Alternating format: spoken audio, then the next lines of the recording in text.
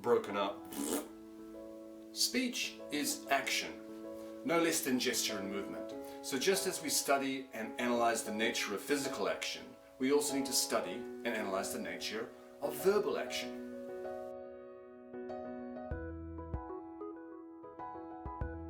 Hello and welcome back to our video series on verbal action, where we explore the aspects of language and their logical and expressive functions. Today we are looking at the pause.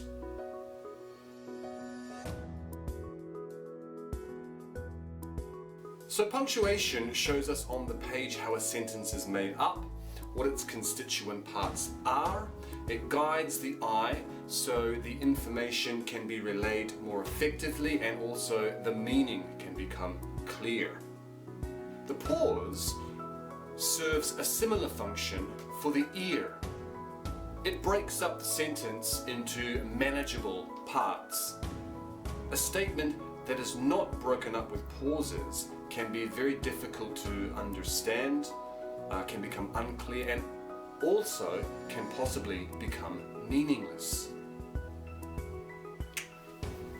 The simplest example of phrasing is what Stanislavski called the two-column sentence, which is a sentence divided into two by a comma. For example, if you don't do as I say, I shall leave. At the comma, we mark a pause. The first half of the sentence constitutes a warning, and the voice rises, thus creating a sense of expectation. The pause enables the listener to digest the information he has received. The second half of the sentence indicates the consequences of the warning. The voice drops to the full stop, suggesting finality. This is what Stanislavski called the logical pause, since it is concerned with the argument grouping together words which belong together and separating different groups from one another. There is, however, another kind of pause. The psychological pause, which stems from an inner impulse or reaction and may break up a text differently. The logical pause is dictated by the content, but the psychological pause is dictated more by the state of mind of the speaker and changes in mood. In delivering a text, both kinds of pauses need to be combined. The most obvious examples are verse texts, where the writing is continuous and the meter urges the actor forward so as to maintain the flow.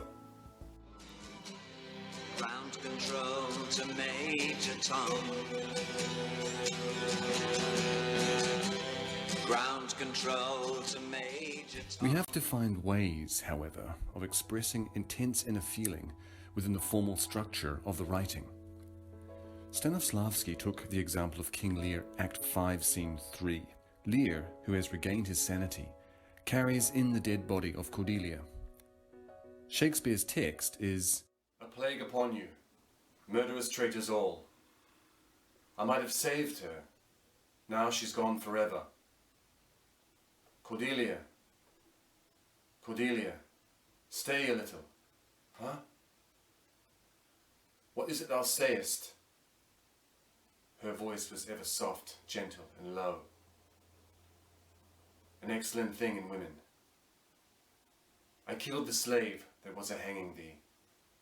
First, establishing the logical pauses, Stanislavski found, "A plague upon you, murderous traitors all." Logical pause. "I might have saved her." Logical pause. "Now she's gone forever." "Cordelia, Cordelia, stay a little." Huh? "What is it thou sayest?" Her voice was ever soft, gentle and low. An excellent thing in women. I killed the slave that was a-hanging thee. Then, looking for the psychological pauses, he suggested, "A plague upon you, murderous traitors all. I might have saved her, now she's gone forever." Psychological pause. "Cordelia, Cordelia, stay a little." Huh? "What is it thou sayest?" Psychological pause. Her voice was ever soft, gentle, and low. An excellent thing in women. Psychological pause. I killed the slave that was a-hanging thee. It is important to note here that the psychological pauses are actually indicated by the punctuation. Wherever we find a full stop or a question mark followed by dashes, psychological pauses must be used very cautiously. If there are too many, they replace the logical pause, and the sense is lost. They must therefore be planned and, of course, justified. In the Lear passage, the psychological pauses coincide with changes of thought and focus. If we combine logical pauses and psychological pauses, we may find a plague upon you, murderous traitors all. I might have saved her. Now she's gone forever. Cordelia, Cordelia, stay a little. Huh? What is it thou sayest? Her voice was ever soft, gentle, and low, an excellent thing in women. I killed the slave that was a-hanging thee. A pause should not be a gap.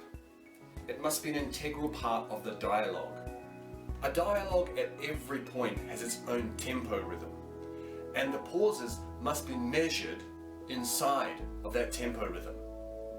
So we're not linguists, but we can acquire a basic knowledge of language, of the way that it works and the way that it is written down and how that indicates the way that it should be spoken.